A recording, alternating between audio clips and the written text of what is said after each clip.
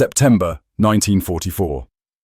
The transport ship cut through the grey waters of the English Channel, its hull groaning with the weight of defeat. Below deck, 300 German prisoners of war stood pressed together in the converted cargo hold, breathing the thick air of confinement, salt, and unwashed bodies. They had surrendered in Normandy, some during the desperate fighting after D-Day, others in the subsequent collapse of German positions across northern France. For weeks they had been processed through temporary camps, stripped of weapons, interrogated, documented, and now they were being ferried across the narrow sea to the land they had been trained to invade, but never reached as conquerors. Most were young, many barely 20 years old, their Feldgrau uniforms now stained and torn, their faces hollow from exhaustion and the slow realization that their war had ended not in glory but in captivity. Among them stood Gefreiter Klaus Zimmerman, a 22-year-old former machine gunner from Stuttgart. He pressed his face against the salt-crusted porthole, watching the white cliffs emerge from the morning mist like ghosts. The propaganda he had absorbed since boyhood told him Britain was starving, bombed into submission, its population desperate and broken by years of German air raids. His officers had described a nation on the brink of collapse, barely holding on, sustained only by American charity and the stubborn delusion of Churchill's rhetoric. Zimmerman had believed it all. Why wouldn't he? The newsreels, the radio broadcasts, the confident assertions of his superiors, all had painted the same picture of a dying empire, a nation of shopkeepers finally getting what they deserved for opposing the natural order of German supremacy. The ship lurched as it approached Southampton harbour. Above deck, British soldiers prepared to offload their cargo of defeated enemies. The prisoners could hear the shouts, the mechanical grinding of the ship's systems, the distant sounds of a working port. When the hold doors finally opened and September sunlight flooded in, they climbed the metal stairs with the shuffling uncertainty of men entering an unknown world. What they saw in those first moments would shatter every assumption they carried. The dock bustled with activity that seemed impossible for a nation supposedly on its knees. Cranes swung overhead, loading and unloading ships with practiced efficiency. Warehouses lined the waterfront, their doors open to reveal stacked crates and supplies. British workers moved with purpose, not the desperate urgency of a starving population, but the steady rhythm of people doing their jobs. A line of trucks waited to transport goods, their engines running, fuel apparently plentiful enough to keep dozens of vehicles idling. Zimmerman stared, his mouth slightly open, trying to reconcile what he saw with what he had been told. Where were the ruins? Where were the desperate faces? Where was the evidence of a nation supposedly bombed into submission? The guards formed them into columns and marched them through the town toward the waiting trains. This walk through Southampton would become a defining memory for thousands of German prisoners. A moment when ideology collided with observable reality. The shops along the main streets were open. Women walked past carrying shopping bags filled with purchases. Children played in a small park, well fed and clothed, their laughter carrying across the street. A bakery displayed bread and pastries in its window. A butcher's shop had a queue of customers waiting patiently, not rioting or fighting over scraps. The buildings showed some bomb damage, yes. The scars of the Blitz were visible in gaps between structures and patched walls. But the city functioned. It lived. It carried on with a normalcy that seemed surreal to men who had been told they were fighting a dying beast. One prisoner, a corporal named Ernst Fuchs from Bavaria, would later write in a letter that reached his family through the Red Cross. We expected to see rubble and despair. Instead, we saw something that disturbed us more deeply. We saw ordinary life. We saw what our leaders had told us was impossible. Britain was not starving. Britain was not broken. We marched through those streets like men waking from a nightmare, except the nightmare was not what we saw, but what we had believed. The British government understood the psychological impact of this moment.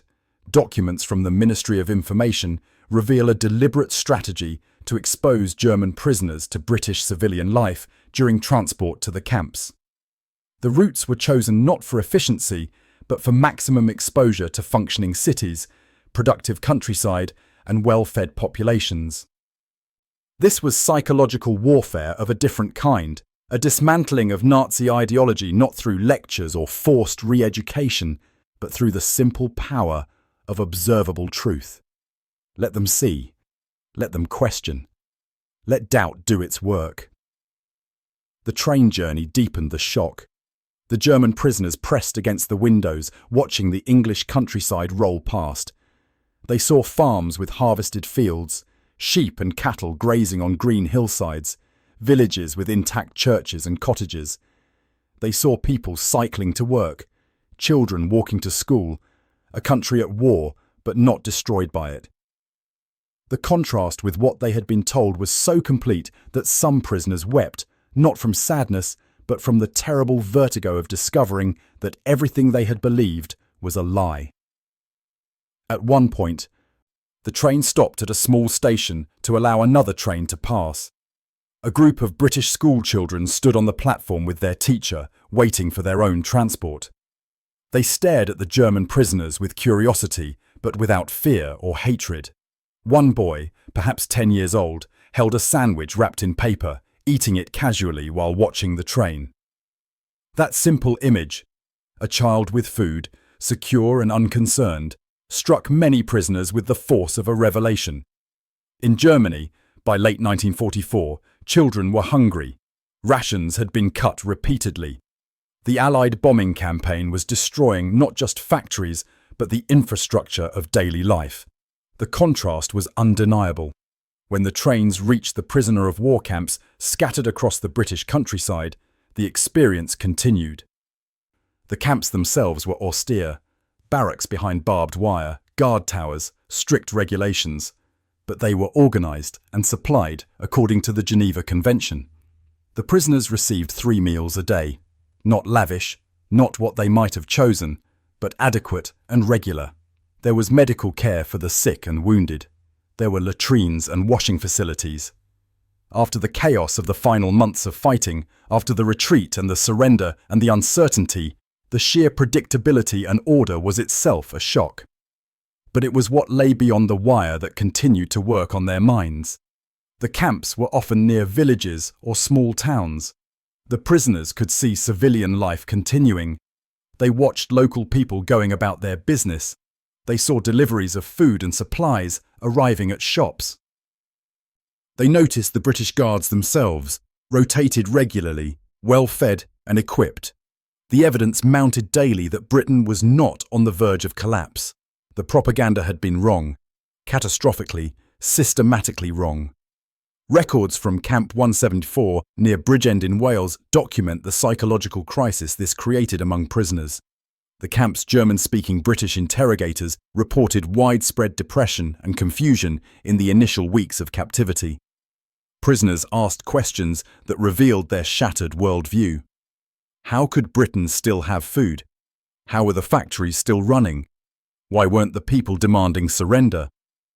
Some prisoners initially refused to believe what they saw, insisting it must be elaborate theatre staged for their benefit, that surely beyond this immediate area, the real devastation existed. But as weeks turned to months, as Red Cross inspectors visited, as letters arrived from other camps reporting similar conditions, the fiction became impossible to maintain. The transformation happened differently for different men. Some clung to Nazi ideology, finding elaborate explanations for why appearances were deceiving, why Germany would still ultimately triumph. These men became increasingly isolated as evidence mounted against their beliefs. Others experienced a rapid and total conversion, suddenly eager to denounce everything they had once believed, perhaps too eager, their zeal for the new truth as unexamined as their faith in the old one had been. But most travelled a slower, more painful path of gradual realization. They had been lied to. They had believed the lies. They had fought and killed and watched their friends die for a cause built on systematic deception. The British authorities implemented education programs in the camps, but they discovered that the most effective denazification came simply from exposure to truth. Film screenings showed the liberation of concentration camps, forcing prisoners to confront the ultimate destination of the ideology they had served.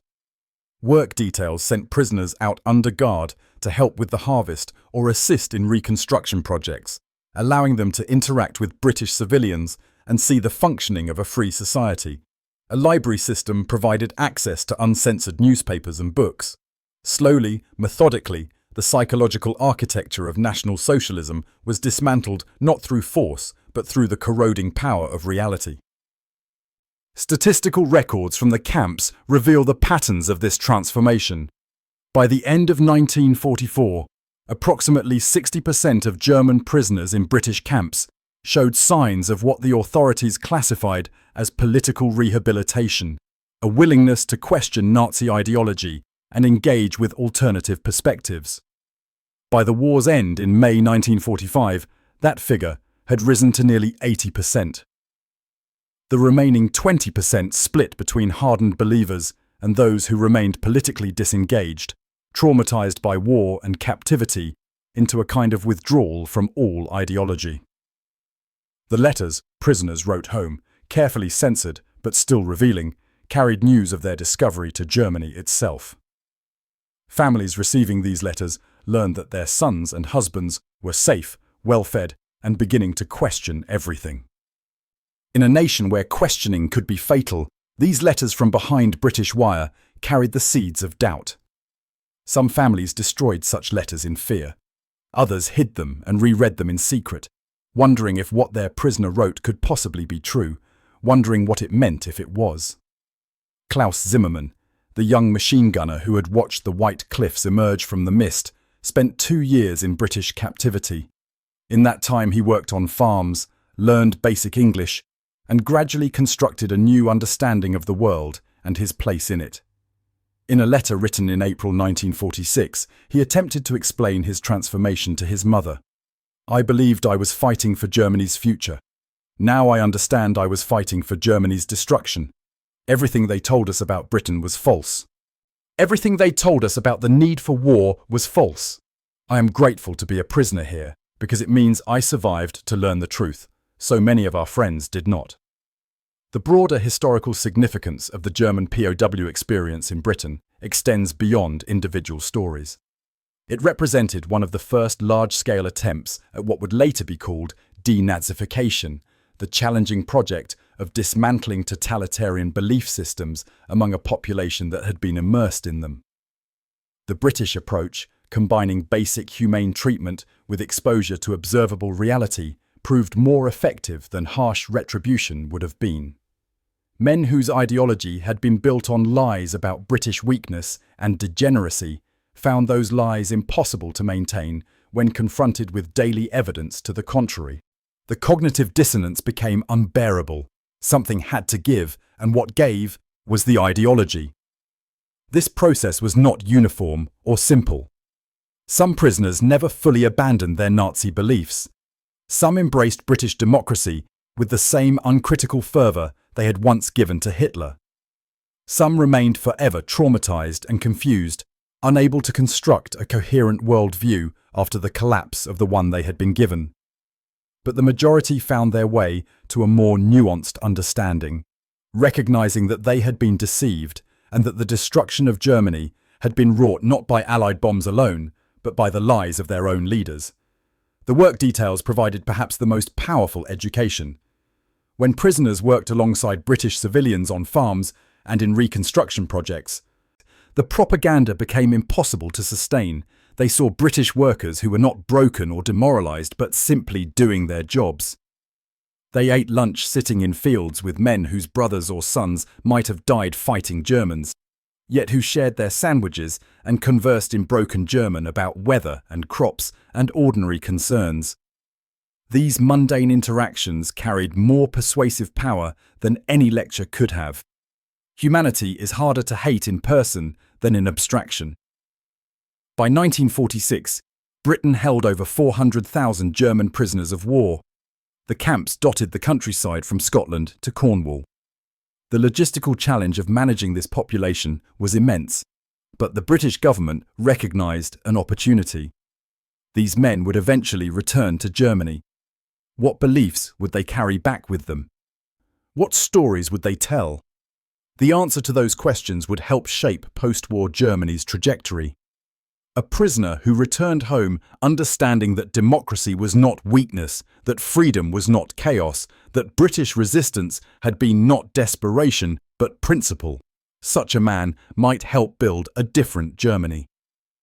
The irony was not lost on thoughtful observers. Germany had invaded Poland, France, the Low Countries, and much of Europe with contempt for democratic weakness. German propaganda had mocked British parliamentary debate as indecisive dithering, scorned American materialism as spiritual emptiness, dismissed Soviet communism as Jewish conspiracy. The master race would sweep aside these inferior systems and establish a new order built on strength and purity. Yet here were Germany's soldiers, captured and imprisoned by one of those supposedly weak democracies, discovering that they were the ones who had been weak-minded enough to believe lies, weak-willed enough to follow orders without question, weak-spirited enough to confuse cruelty with strength. The transformation occurred in stages, documented in camp records and prisoner letters. First came the shock of arrival, the collision between expectation and reality. Then came denial, the attempt to explain away what they saw as exceptional or staged. Then came doubt, the slow recognition that the evidence was too consistent, too widespread to dismiss. Then came the painful reckoning, the acknowledgement that they had been deceived.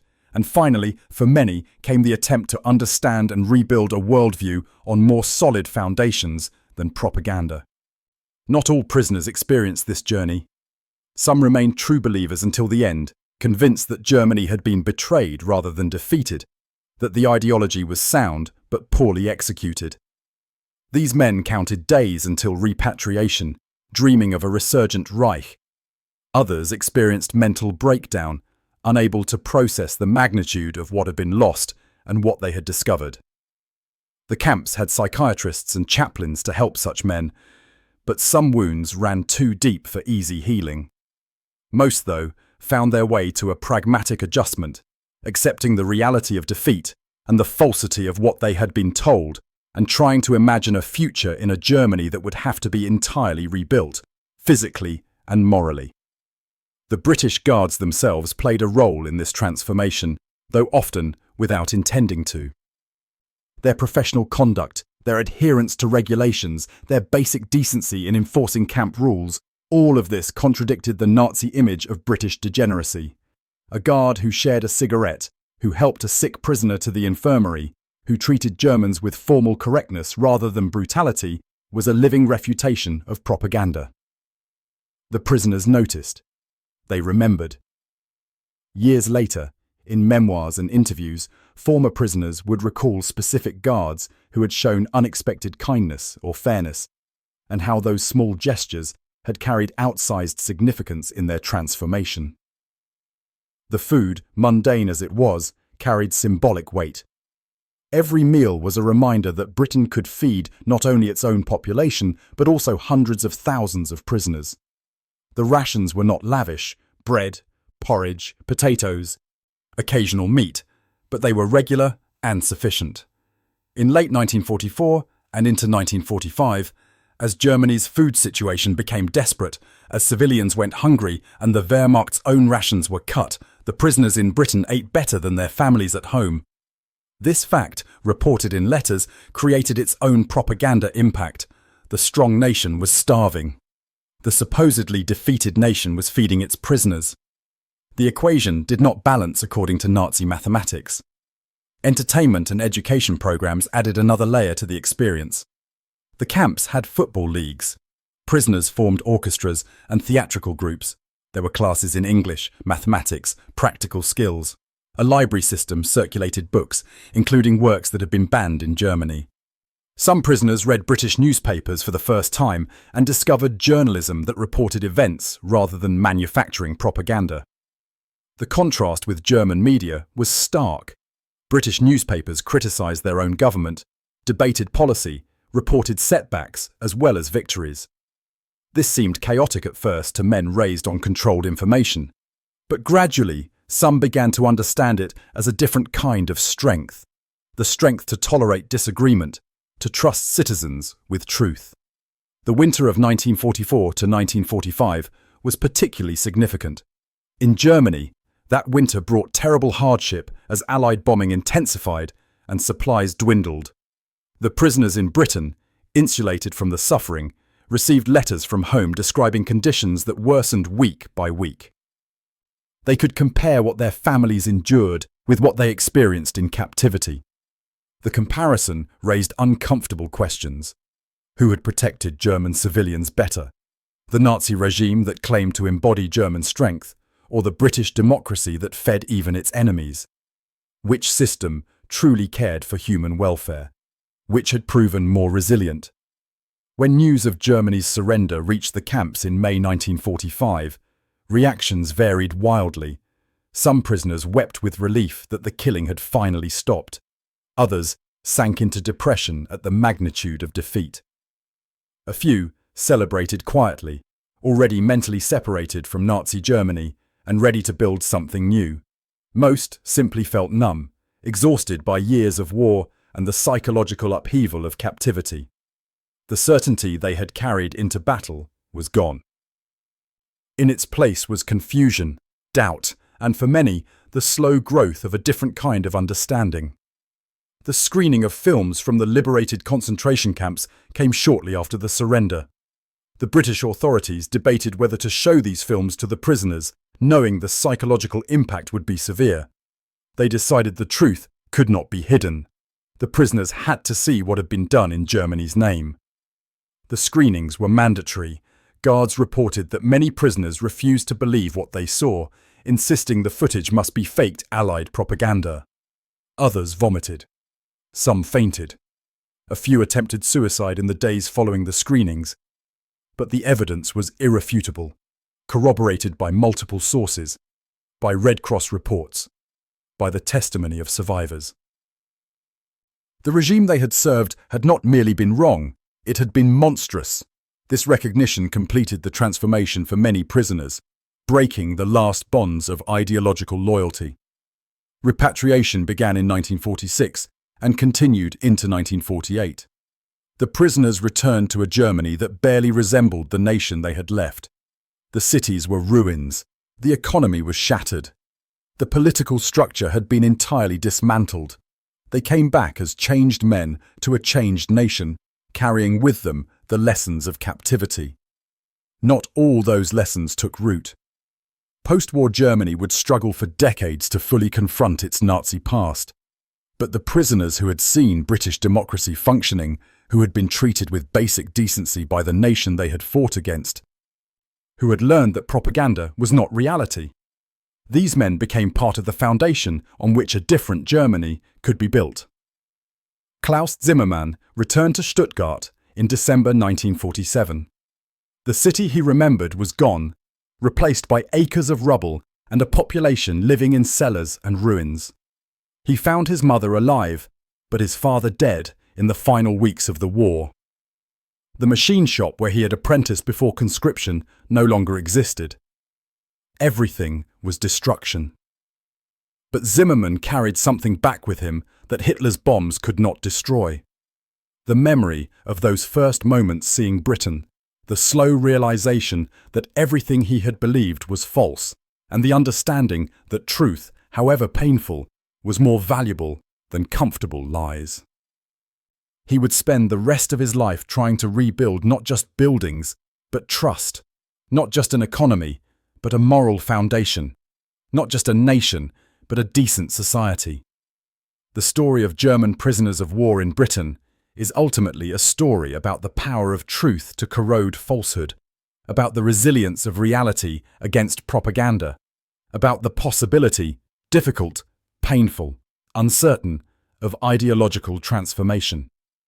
The young men who marched through Southampton in September 1944 expecting to see ruins and despair, who instead saw ordinary life continuing, who could not reconcile what they saw with what they had been told, These men experienced a fundamental rupture in their worldview. Some never recovered. Some replaced one ideology with another equally unexamined. But many found their way to a harder, more honest understanding of the world and their place in it. The white cliffs that had appeared through the mist that September morning represented more than a geographical boundary. They marked the edge of one reality and the beginning of another. Everything on the far side of those cliffs had been described to the prisoners as weak, broken, ready to collapse. Everything on this side revealed itself as functioning, resilient, grounded in values that had proven stronger than the Third Reich's vaunted strength. The prisoners could not unsee what they had seen. They could not unknow what they had learned. They would carry those memories back to Germany, seeds of doubt and truth planted in the rubble of a collapsed ideology. In the end, Britain defeated Germany not just with bombs and bullets, but with something more fundamental, the power of a free society to be visibly, undeniably functional. The prisoners who saw this, who lived within it for years, who could not help but compare it to what they had known, were changed by the experience. Not all changed for the better. Not all learned the lessons available to them. But enough did that when they returned home. They carried with them the knowledge that another way was possible, that freedom was not weakness, that truth was not whatever the state proclaimed it to be. This knowledge, planted in the ruins of Nazi Germany, would grow in the years ahead into something that resembled, however imperfectly, a genuine democracy. The September morning faded into memory, but its impact lingered. Those few hours of marching through Southampton, staring out train windows at the English countryside, seeing with their own eyes what propaganda had told them was impossible. Those hours did more to undermine National Socialism than any number of political lectures could have done. Reality, it turned out, was propaganda's most effective enemy. And the simple act of showing German prisoners an ordinary British town going about its ordinary business was a powerful weapon in the war of ideas that continued long after the shooting stopped.